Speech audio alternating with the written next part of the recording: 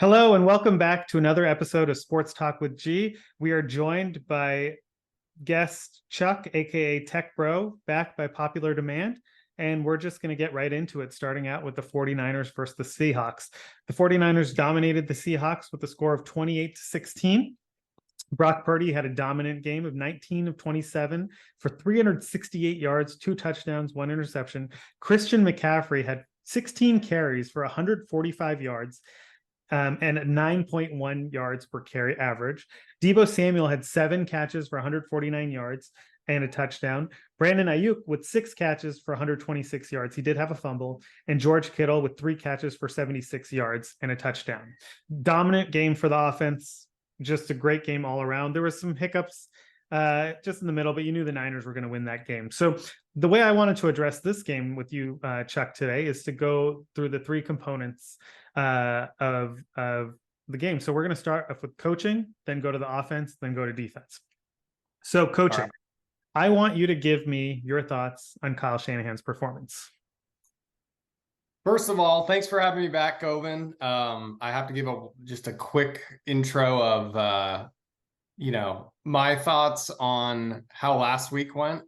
I think my new nickname, I don't know where you got Tech Bro, but my new nickname should be the Locksmith because I deliver absolute locks with the Cowboys rolling.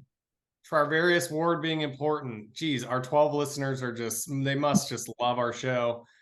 Just delivering absolute locks. So I prefer the Locksmith.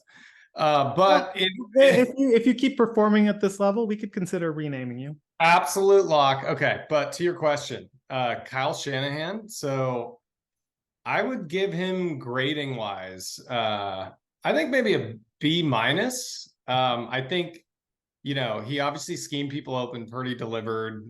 Obviously to Deebo, Ayuk, Kittle. What I want to get into is the clock management issues, though. Oh, so, you're taking my. Okay, I won't say everything. Let me just say this. We're thinking the same thing. If we do not win a Super Bowl, it's because of 2 reasons: injuries or Kyle Shanahan melts down inexplicably with the clock. Like, it is unreal. And so I won't step on your toes, but you go. Give me your Kyle Shanahan. I mean, it's the same thing. So I just remember back to the Super Bowl where we just kind of mailed it in before halftime against the Chiefs. We could have kind of taken a drive, right? You remember that? And he just decided to run out the clock. This time was egregious, I thought. We had 55 seconds left, I believe. The Seahawks were kind of pinned towards their end zone. Drew Lock threw it past line of scrimmage, so there was a penalty. Apparently, by rule, I didn't know this, there's a 10-second runoff and you can't decline it. But the clock also starts on the whistle. So Kyle didn't know that rule either. I mean, he's getting paid millions of dollars. He should probably know that rule. He didn't know the clock would start. So he apparently didn't realize until the clock was running.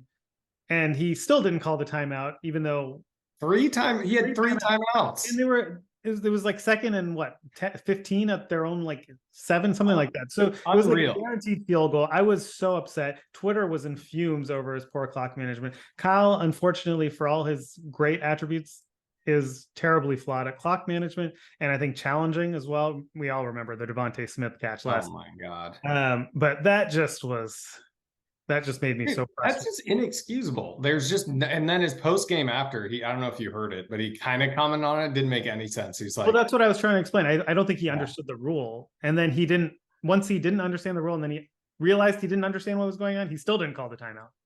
Unreal.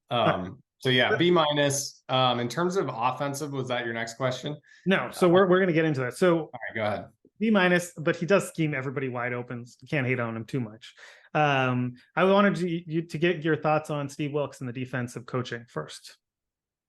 Steve Wilks and the defensive coaching. I thought they did pretty good in terms of recovering without Tyrese Ward after the first quarter. I think Ambry Thomas actually stepped up, so he got absolutely smoked. I think it was the first or second play. What, you're nodding? He did get smoked. He did. Touchdown, literally. I mean, I'm just saying, it's DK Metcalf. People get smoked. Whatever. Yeah. But yeah, that's true. I mean, Tyrese didn't get smoked the game before. It comes out, first play is a touchdown. Yeah, I think it's all around solid. The Seahawks had some fight in them. I didn't see any major red flags. How about you? Yeah, I thought Wilkes coming to the sideline has been a huge boon for the defense and the team overall. He can really look the players in the eye. He can kind of assess the pulse of the team. He can give like real-time feedback rather than communicating through someone else. I don't think the benefits of calling the plays from the booth outweigh the benefits of calling the plays from the sideline, where you really get into the players' chests and like really understand how they're feeling, get the pulse of the team. So I think ever since he's moved from the booth down to the sideline, he's had a way better feel for how the game's going. I mean, he's also interacting with the offensive players too. I think they're yeah. You see the Ayuk fumble? He's like, dude, you got it, man. No worries. I'm like, oh, that's cool. Attaboy, Steve. Exactly. So initially I was a big hater this year. I thought he was changing how the Niners were playing defense, how they had become successful, but he's kind of reverted back to that. He's added some wrinkles, and I will give him one area of credit, and this is where he's supposedly an expert. I mean, the secondary is so much better than prior years. I mean, I'm gonna talk a little bit about one of my key 49ers on defense, but the secondary has been just so much better than prior years. I'll give him a lot of credit for that. Yeah. They haven't missed a beat with Hufanga being hurt at all. I mean, Jair Brown. I mean, he's a rookie. Our guy. We'll get into it. And then special teams, always our favorite topic. What do you think of that? The Mitch Wishnowsky? Dude, my guy Mitch. Okay, so when I was watching that, I thought they fucked up the punt and he just like bailed and ran, which made it even cooler. But I guess it was a fake punt. I didn't actually hear the result of that, but number one, he just kind of did it on his own. He did it on his own, right? So everyone was reporting that was a fake punt. It was not a fake punt. The Niners essentially, he was about to get blocked for return touchdown, and he just bailed. Which makes it awesome. Yeah, he's like fucking Thor running down the sidelines essentially, and then he is Australian like Hemsworth, so yeah, basically it's Chris Hemsworth, Liam Hemsworth, whoever the Hemsworth brothers are, I don't know. But yeah, unfortunately called back. I thought on a questionable penalty, kind of fell over. So yeah, I mean, it was pretty badass though. The thing I'll never understand about 49ers special team coaching, why don't they just always kick it out of the end zone? They always try these angled kickoffs for no clear reason. And God, you hate that. I hate it because it doesn't make any sense. It puts the players at risk, and they basically just start at the same spot as if you kicked it out of the end zone. So what's the point? You gotta have data on that, And then the punt return. In my opinion, almost every team, I mean, I guess I get it, the Ravens had a punt return touchdown, but most teams would be better off just doing nothing on punt returns than having a punt returner. I mean, most of the time it's a fair catch or it's a crazy hit, or sometimes you get like 6 yards. I think for the 49ers, and I think Kyle Shanahan, with how little he cares about special teams, I'm shocked he doesn't just tell the special teams coach just a fair catch every single punt.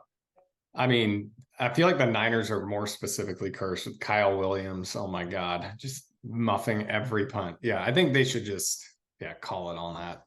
I mean, all right, but let's get into the offense. So a couple stats for you to begin, and then I want to get your take. So right now, this offense is humming like we've never seen before, really, as fans. I mean, it's been a long time. Dude, run left. First play of the game, run left, 75 yards. Dude, but look at you.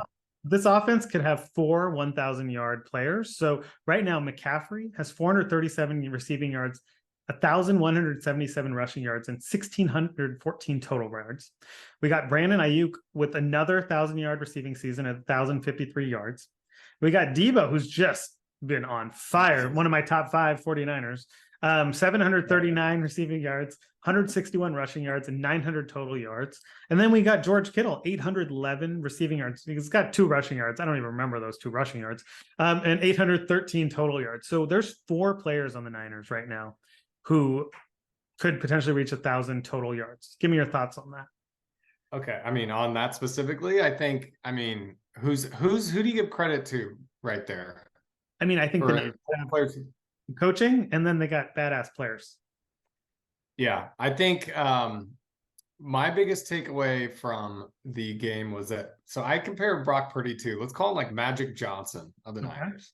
Okay. So I know we're gonna harp on this more, but so now he's number 1 in completion percentage over 20 yards and over 20-yard passes at 65%. Mm-hmm. He's absolutely dropping dimes to Debo, Kittle, Ayuk.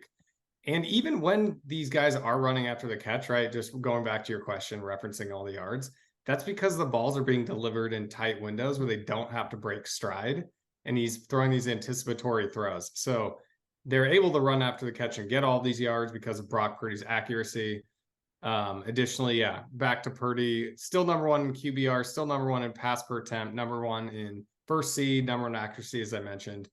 One play that I wanted to really specifically hone in on, and I think this is the difference of people actually watching Purdy play versus just throwing out the take of, oh, anyways, this system quarterback. So, you know, the Debo bomb, right? It's like a 65-yard pass. So if that were Jimmy G, if you watch the play again, right? So Juwan Jennings actually runs a dig in the middle of the field and occupies Jamal Adams. And Jamal Adams kind of bites on Juwan Jennings. Juwan Jennings is standing there absolutely wide open, 10 yards down the field. Jimmy G throws that ball 100 out of 100 times. 100 out of 100 times, Jimmy G checks down. But Purdy sees him, waits, knows that Jamal Adams is now beat by Debo and just lost it over the top for 60-yard touchdown. So I think that play right there represents Brock's decision-making, his ability not to check down. I think he has the lowest percentage of check down, percentage of passes in the league or among them, and his ability to deliver accurately over 20 yards. Those are all not system quarterback things. So my biggest takeaway, Brock Purdy again. I don't even think it's a conversation at this point on offense.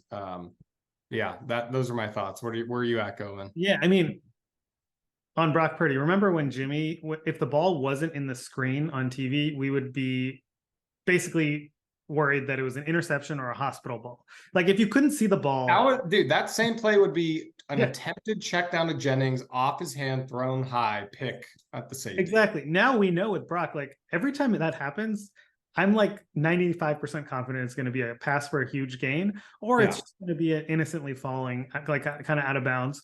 But like for the most part, he is so accurate on these deep bombs. The Debo, it was just perfectly in stride too. It's like it couldn't have been delivered better by UPS, you know?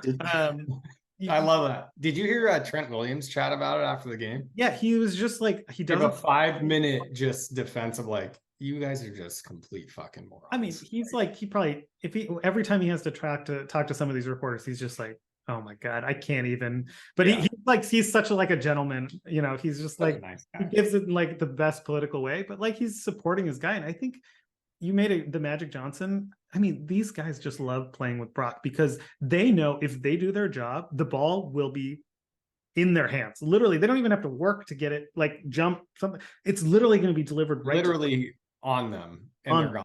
And they're going to be in perfect position for a touchdown. This year has just opened my eyes to Kyle Shanahan's offense, because before I feel like we used to get a little bit frustrated thinking like, why are there always like so many just crossers, like 10-yard crosses? Now I realize, dude, Kyle Shanahan's plays have always worked. It's just nobody. They always have worked. It's just Jimmy and Mullins, they're throwing to option A 5 yards down the field and not waiting for the play to develop. That's a Purdy thing. He finally has his guy, and now you're seeing what we can do. And Brock, 7 straight games of 70% or higher completion percentage. His also yards per attempt is higher than Kurt Warner's during the Greatest Show on Turf years. Wow. It was like above 9.9. Brock literally holds the ball longer than I think he should sometimes because he's trying to wait for the open play. And more times than not, he hits it, and he reads the field so well that when it leaves his hand, like I just have that most confidence. And even that interception today, I was reading, Kyle was yelling at Ayuk because Ayuk ran the wrong kind of route. So that interception really wasn't even on Brock either, because he throws with so much anticipation. You're just going to get some of those miscommunications, but you got to live with that. I have never seen an offense from the 49ers like this. Usually it's like pulling teeth to get a score. And now we're just throwing 50-yard bombs to Debo, to Kittle, to Ayuk. It's just, but again, that's last thing I'll say. And I know we got to move on. If you look at even like a Jalen Hurts or Justin Fields, when they get pressured, their eyes immediately come down to whoever's pressuring them. Purdy's just staying eyes downfield, waiting for the play to develop. We've seen multiple times when he's thrown it deep and got absolutely lit up because his eyes stay down the field. Like that's a discernible trait that no one gives him credit for. Yeah. And I think I have to, one last thing on the offense. I may be walking back. My CMC is not in the top 5 most. I mean, 75-yard to run to start the game. I thought of you. I'm like, number 6 best player. Bosa's still important, but Bosa, we'll get into Bosa, but CMC is just stand strong, Govin. Stand strong on your number 6. What'd you have? Yeah, 16 in the team or something like that. CMC. Okay, let's go to the defense. I want you to give me 3 kind of 49ers who are underrated and have had a bigger impact than you expected this year on defense. We know the big guys, Bosa. People overrate how good he's been, but like I want the 3 underrated 49ers on defense from your take. All right, give me a minute. I'm writing these down, but so number 1, I would say, is my Charvarius take of last week. Number 1, I don't have to cover that again, but I actually even think you saw it in this game. I mean, like I said, you recovered, but minute he comes out of the game, DK Metcalf scores, Ambry Thomas flailing in the end zone. We did recover a little bit though. Number 2, I would say Dre Greenlaw. Okay. I'm curious, what do you think of that number 2 pick? Yeah, well, let's switch off. So you got Ward number 1. I actually have another cornerback. I got the guy you just put a little hate on. I got Ambry Thomas. I think that is my number 3, my guy. We'll get into that. Right. So Ambry Thomas, I had written off. He was just another 3rd round Shanna Lynch special, just bust. But he has come on this year. Maybe it's the Steve Wilkes effect, but he has provided really solid cornerback 2 play. Because when Demo moves into the slot, you got Thomas being the second outside corner, and he's been playing great. Even when he does get beat, usually he's in really good position. He just is a slight step too slow, and DK Metcalf beats a lot of good cornerbacks. But I thought Ambry Thomas has really stepped up and helped solidify the defense, because the Niners often have one good cornerback and nothing else. Now I feel like they have one extremely good cornerback in Ward, one really good cornerback in Lenore, and one pretty good cornerback in Ambry Thomas. So he's my first one. You mentioned your second, Dre Greenlaw. I mean, Dre Greenlaw, I would agree with Dre Greenlaw, but he's not my second because I think he's pretty well known. I think everybody knows. I mean, Dre. that was my issue with the question, right? Like they're all well known. Who am I supposed to say? I don't know. My number 2 is Javon Kinlaw. I think Javon Kinlaw has stepped up huge this year. I have never seen him provide so much consistent pressure in the backfield and hold up to the run. I feel like in past years he'd like just push forward blindly without realizing where the running back was or anything, or even where the quarterback was sometimes. But I think this year he has like more focused movement on the line and with his bull rushing. And I just think he's provided such a solid impact on the defensive line. Now with Hargrave out and Armstead still hurting, he's a starter, and I think he's a pretty good starter. So he's my number 2. Yeah. Okay. So my third, I was gonna say Ambry Thomas, but I'll actually change mine since he went. I would say Chase Young. Okay. So I think the knock on him is like, yeah, he doesn't have any sacks, or not too many sacks. I think he has a couple in terms of absolute value of sacks. But if you look at like team sacks, team pressure, since he's been on the Niners, we had 6 sacks through the first, I think it was 7 or 8 games. And when he joined the team, we've tripled that. I think it's over 14 or 15 sacks as a collective group. And so like you can say that, yeah, well, Bosa just turned on the light, whatever it is. But to me, it's now they have to leave Bosa. They have to leave Eric Armstead one-on-one, which has just benefited the entire line tremendously. So I'll go Chase Young, even though he's not racking up the sacks. All right. My number 3 is someone I mentioned earlier, Jair Brown, the rookie safety out of Penn State, taken last year in the draft. He has come in for Hufanga, and there's been basically 0 drop off. I didn't think Hufanga was having as good of a year as last year. He looked a little bit slower, was missing more tackles this year before he unfortunately went down. He's still a great player, but Brown has come in, and I haven't noticed much in the way of a drop off. He also seems like a ball magnet, just like Hufanga. He has a couple interceptions already. I think the Niners, one thing they've done well with drafting is drafting kind of before the need opens for that player. They draft the guy, and this year it happened a little bit earlier. Hufanga got hurt. I think their plan was to have Hufanga and Gibson in the backfield this year, and then have Hufanga with Brown next year. But Hufanga got hurt, so Brown's stepping in, and he's doing a great job. So he's my kind of 3rd most underrated 49ers defender. And then just to finish it off with the 49ers before we get into some quick hitting topics, there are some injury concerns, especially on the defense. We got Ward with a groin injury, which has been kind of a chronic issue for him. So we'll have to keep an eye on that. Hargrave with a hamstring, never a good injury to have, especially for a big guy. We'll see. We haven't gotten the full details on the extent of the hamstring injury. And then you got Armstead with, it seemed like knee, foot, and ankle. There's everything. He's just destroyed. Perfect. So a couple of things going on there. And I feel like Dre Greenlaw, every game, like you feel like he's going to be out for the season, then he just comes back and plays there. His arm is currently broken. He's got a bionic arm on every game. I'm just kidding. But yeah. It hurt to get hit by that. I have no clue. He's literally always hurt, but just comes back with some piece of metal on his body and just destroys everyone. Yeah. Big Dom. And then the last thing on the 49ers, just give me your quick take on what did you think of the Seahawks? I was actually impressed with the Seahawks effort there. They have a backup quarterback in. I think this is 6 in a row that we've beaten them. They're playing away. I hate the Seahawks, so it's hard for me to say, but like that was never going to be a close game. They hung with us more so than I thought. Like I thought we'd actually handle them. I thought the first half was a bit problematic. So I think I took away that they're not an easy out. Hoping that they can cause some trouble for the Eagles coming up. Yeah, if Geno's not playing, it's going to be tough. But Drew had some moments. I think Pete Carroll led teams are never going to be easy outs, but it is crazy. I feel like when Russ was their quarterback, we barely ever beat them, and now we just beat them every time. Last 6, right? Yeah. Okay, so that kind of wraps up the 49ers takes from the game against the Seahawks. They are going to be playing the Cardinals this coming week. I think it's going to be a big win. I don't think it's going to be a problem, but I guess we'll have to see. We're going to transition now into kind of our 5 quick hitting topics. The first one being LIV versus the PGA. I know Chuck's been riled up to talk about this, so I'm going to Well, these are quick, so I have to be quick, right?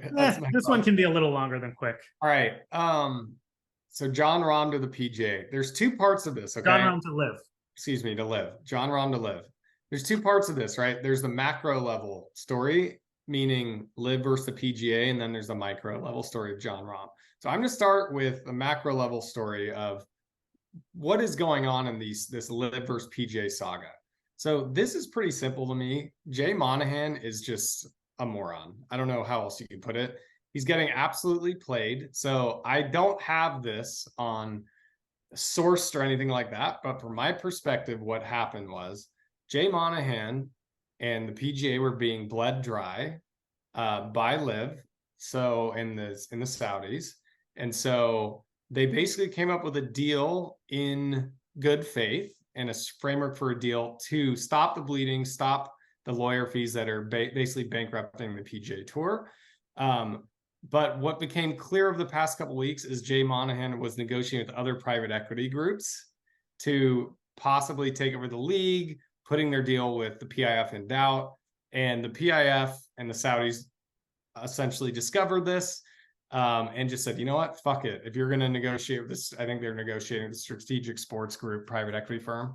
Like, fuck it. We're just going to keep taking your players. So at the macro level, long story short, this is 100% just a negotiation tactic from the Saudis.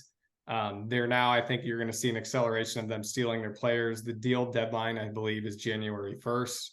So Jay Monahan is just fucking up the league. Even worse, the Saudis are playing him just like a fiddle. I mean, this is just an absolute beatdown in terms of the macro level. So micro level, I mean, what can you say? Jon Rahm ran a bulldozer over his reputation, in my opinion. He's probably number 2 behind Rory in supporting PGA, literally commented that LIV was the dumbest tournament structure he's ever seen, quote, that $400 million wouldn't change his life, 3-day tournaments were worthless, and that he only cares about legacy.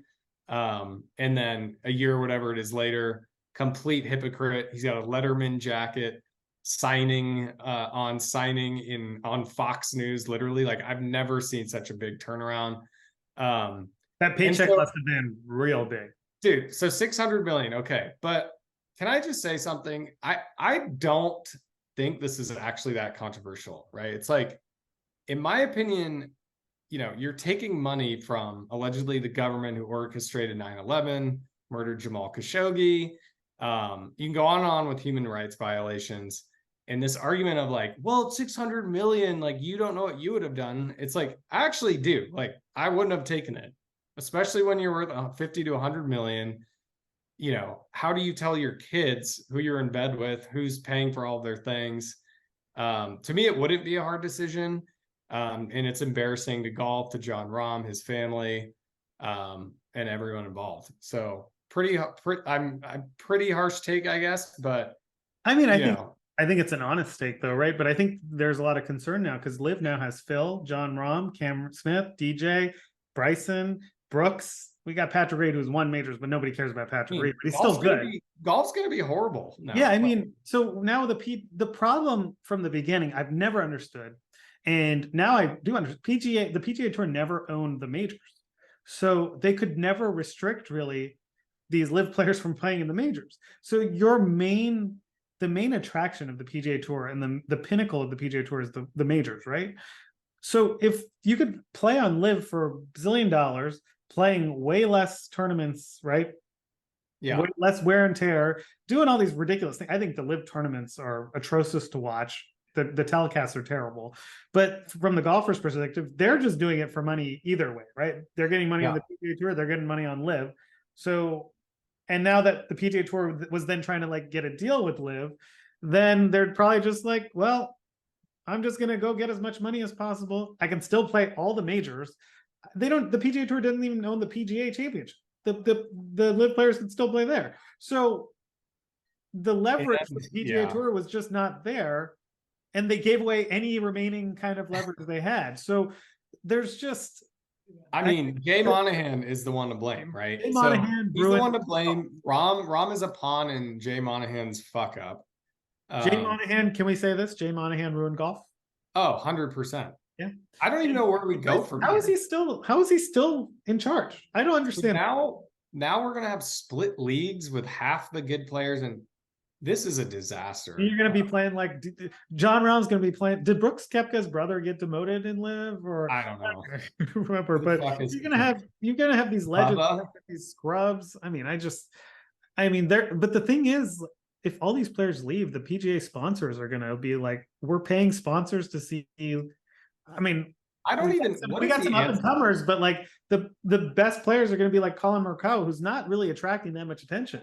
So who's going to be sponsoring all the tournaments? Who's going to be doing all this? I don't know.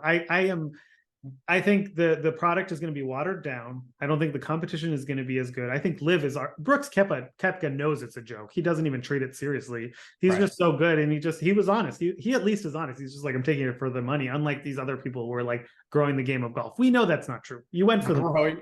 That dude, I think you're right. I think you're making a good point. Just the way Rahm is just so embarrassing. He was like, I like the tournament, 3-day tournaments, and I get to play with my team. And it's just like, just say the truth. And the last thing I'd say, a subtle thing, is like, he put it on his family.